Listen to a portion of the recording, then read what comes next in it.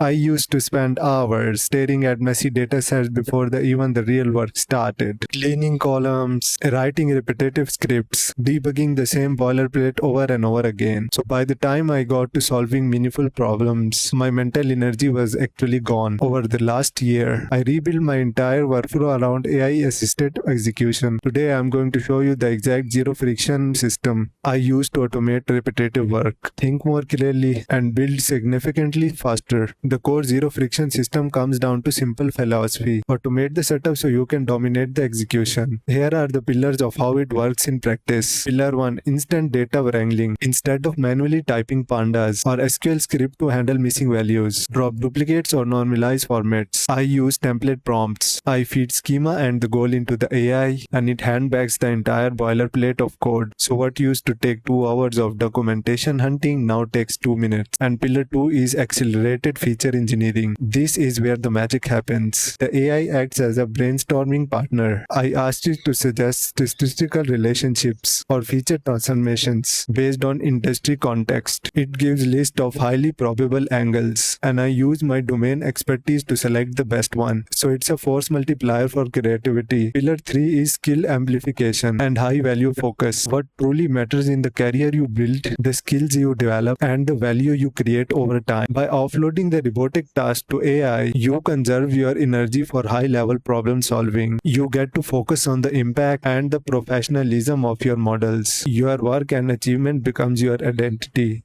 and people recognize you for profound expertise, not for how well you can memorize syntax. So when you implement these 3 pillars, you stop being a code typist and step into the role of true artifact. You let the AI handle the friction while you steer the strategy. The future of technical work isn't about typing faster, it's about removing the friction faster. If you want to protect your cognitive bandwidth and build at completely different speed, then subscribe. Tomorrow I am breaking down the exact AI IDE setup I use daily.